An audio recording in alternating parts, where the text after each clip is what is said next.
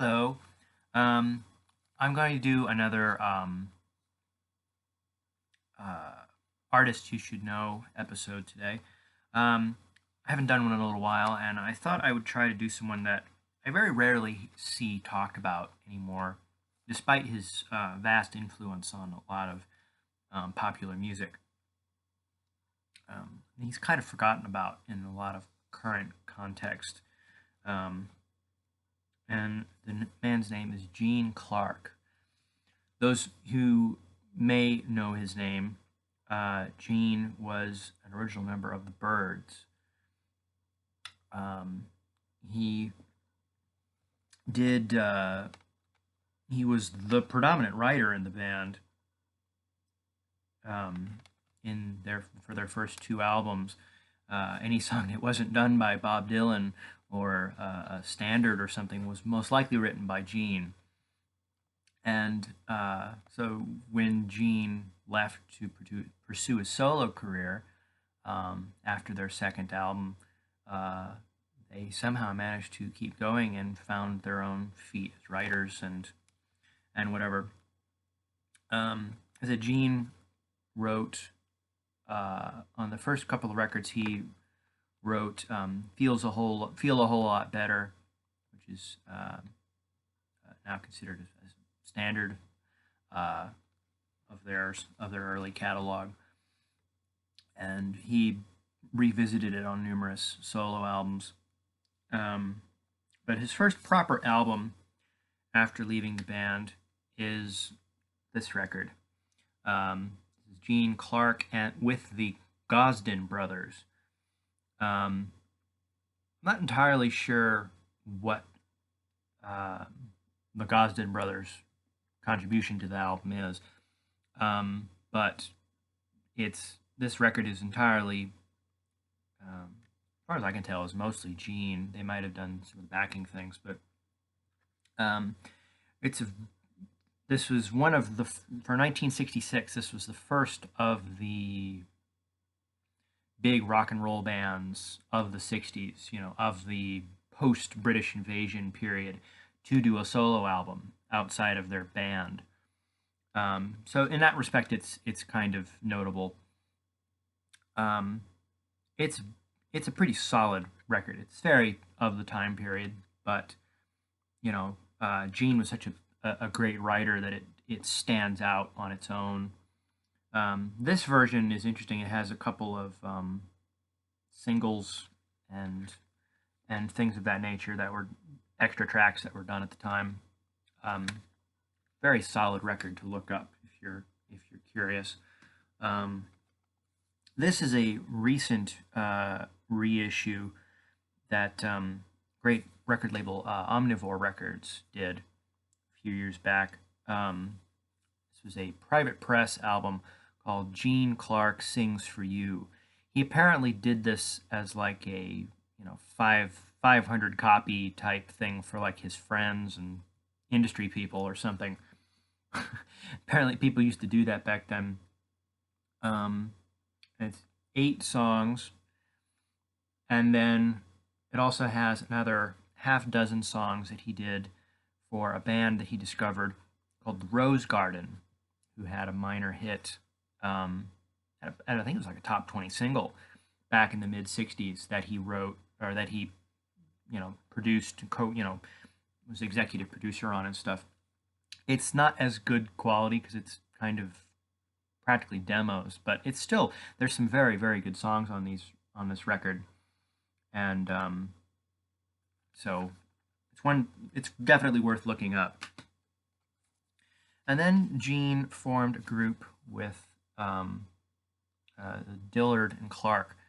It was a duo with him and a member of the Dillards, were bluegrass royalty, um, and did these two albums, The Fantastic Expedition of Dillard and Clark, and Through the Morning, Through the Night.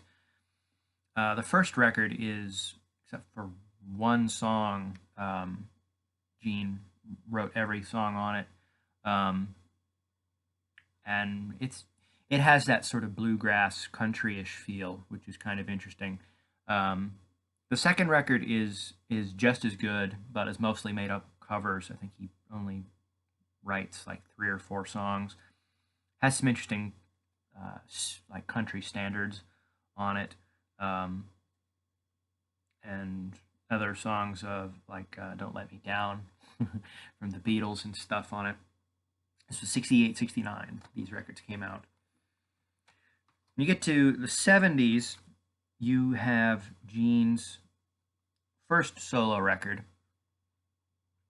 which is just his considered by most people his first masterpiece, which is just his self-titled album. I will say Omnivore Records also did a thing of Here Tonight, the demos for this album, which is very interesting listen as well. But this record is amazing from start to finish. I mean, it's solid. It's got some of Gene's very best songs on it, and a great cover of "Tears of Rage" from Dylan cover on it. But just very solid songwriting, very sparse arrangements. Literally just him and a rhythm section. Guitar, bass, drums. Does not get any simpler than this, and it's wonderful. It's amazing. You get this record, Roadmaster, which is kind of odd because this was done in 1973. The Byrds got together and did an album for Asylum Records, and so a couple of the songs on this were done during those sessions, and so feature members of the Byrds on them. This record is not as much of an album. It's more like there's a couple of covers of songs that he'd done previously on it and things of that nature. And these couple of songs that were done with the Byrds. So it's kind of more like a compilation type of thing. But it's still a worthwhile record. Has a couple of good songs you can't find on any of the other records. And then we get to what a lot of people consider to be Gene's masterpiece record, which is No Other, which is his symphonic record he did with this very lush arrangements, and the songs are longer and more flushed out. So it's sort of the opposite of the self-titled record, and is just a really solid record. And this version, which they just reissued as a 2 CD set, has whole alternate versions of just about every song on the record. It's a wonderful record, and it's a shame that it kind of didn't get as much attention at the time. For some reason, Gene gets under talked about because he somehow gained a reputation of being a jerk amongst, like, he was difficult to work with, that he had some sort of ego about him or something, which they made a documentary about him. I think it was the Bird Without Wings or something like that was the title. And they talked about that Gene was not that by any stretch, but somehow he got this reputation of being that, and it sort of ruined people wanting to work with him and people in the industry giving him a chance, despite his unique talent and his, just about every record he contributed to. Gene was very prolific and wrote lots and lots of songs constantly. This is a very nice reissue in like a little book format of 2 sides of every story, which is very solid. Gene very rarely wrote anything that wasn't just superb. This one does have a good version for those who are Nirvana fans. In the Pines, which is where did you sleep last night, on the Unplugged session, is generally more well known as In the Pines. He does an interesting version of it on here, which was a full band arrangement. It's kind of interesting on this, but it's a very solid record, and was really one of his last proper records He said because of this reputation he was perceiving and him not getting the sales, people stopped. He got dropped, I believe, after this record. He did another album in the early mid 80s, I believe it is, called Firebird, which is, again, a lot of covers. It's got a version of Tambourine Man, Feel a Whole Lot Better. It's got a cover of If You Could Read My Mind from Gordon Lightfoot on it. It's very 80s sounding. It's not the best quality recordings because of that. It sort of doesn't quite fit his sound, but it still has some interesting, it has some good covers of some songs, and there's some interesting recordings on this. The late 70s, I believe this is 79, he did a record, actually did a second record, which I do not believe is available on CD anywhere, with a couple members of the Byrds, as McGuinn, Clark, and Hillman. And I think this is a good example of, like with the Byrds records, you look at the Byrds records, and it was Dylan cover, Gene,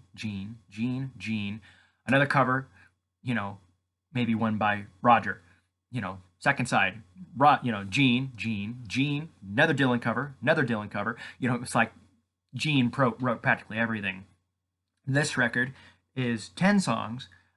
Gene wrote 5 songs on this record.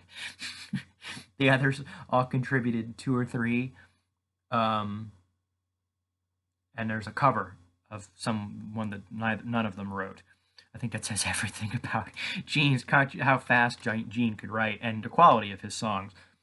They just think it's funny. Not to mention he's clearly the coolest looking guy on the cover. But this is a very solid record. It has a Kishi classic on it, I believe, those who are from St. Louis.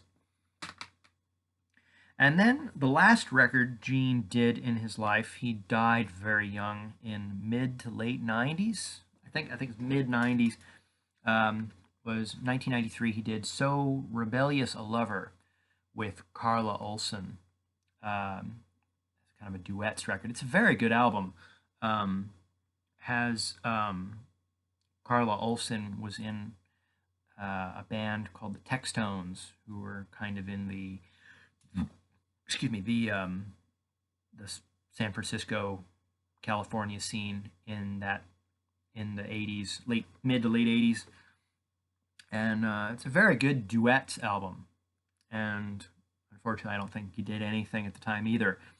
And I said Gene never disappoints on songs, even if Gene wasn't necessarily the best singer in the world. He had a very unique sounding voice, but can't complain with the songs. And so it's definitely one check out, and